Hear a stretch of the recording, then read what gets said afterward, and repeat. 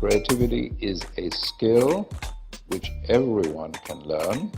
It is true that some people might be better than others, just like everyone can play tennis, but some people are better than others, or skiing. Creativity is a skill. That is what we call lateral thinking. The brain forms patterns. Patterns, routine ways of doing things, routine ways of looking at things.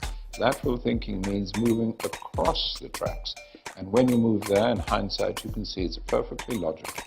It's based on an understanding of the brain as a pattern-making system which makes asymmetric patterns. And there are different tools which can be taught. There's challenge, where we challenge the existing concept or idea. There's concept extraction, where we find the concept and then find new ways out of it. There's provocation, very powerful. We set up a provocation and we move forward from that to a new idea. Then there's random entry, where we enter at a different point. All these are logically based on the behavior of asymmetric patterns. Now that sounds complicated, but these tools are not complicated to use.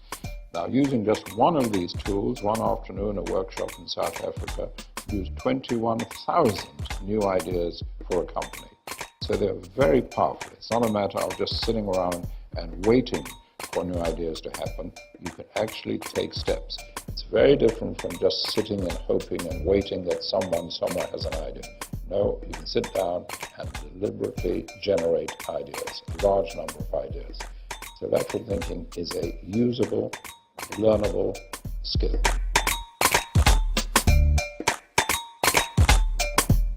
Now, worldwide, there are thousands, tens of thousands of people writing software for computers.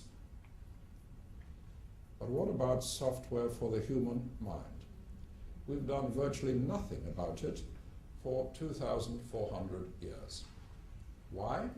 Because that software was so very good. That software was designed by the Greek Gang of Three.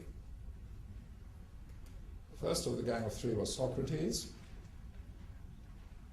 Socrates was trained as a sophist.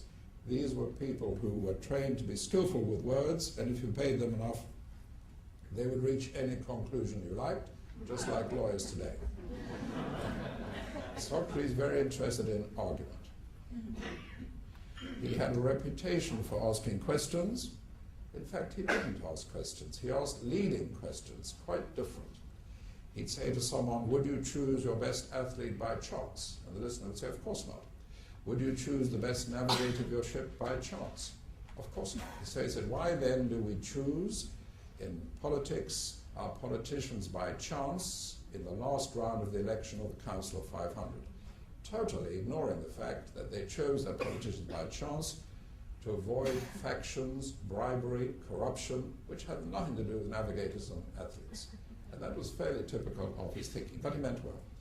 Then there was Plato.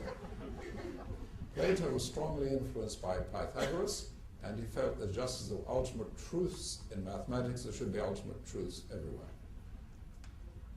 Plato did not believe in democracy at all. He thought it a very silly system, particularly since the Athenian government was heavily taxing his family, which was one of the rich land-owning families in Athens.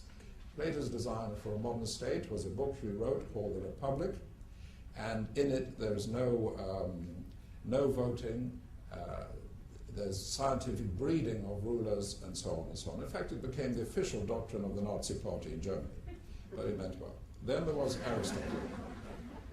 Aristotle was a pupil of Plato and the tutor of Alexander the Great, and he introduced inclusion-exclusion logic. For example, Aristotle believed that men had more teeth in their mouth than did women. And although he was married twice, he never asked either of his wives to open their mouth to count their teeth. He didn't need to because he knew. How did you know?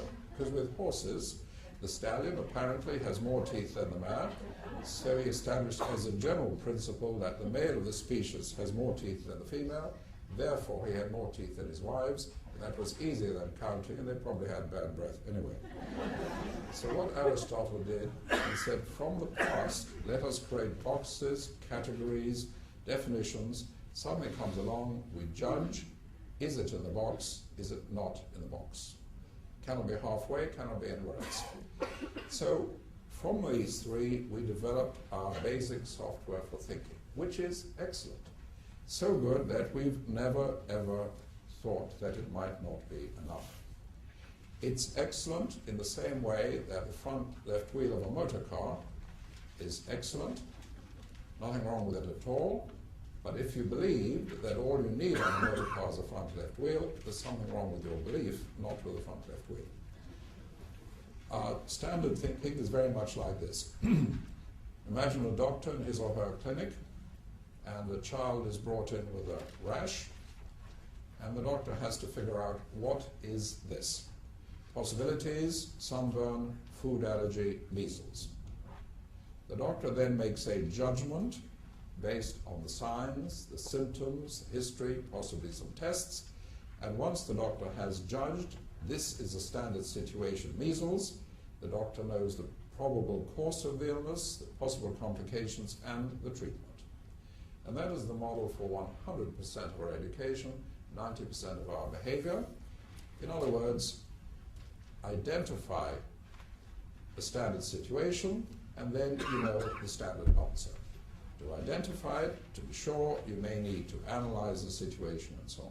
Standard situation is standard answer. And as I say, that is excellent, but it's not enough. Not enough.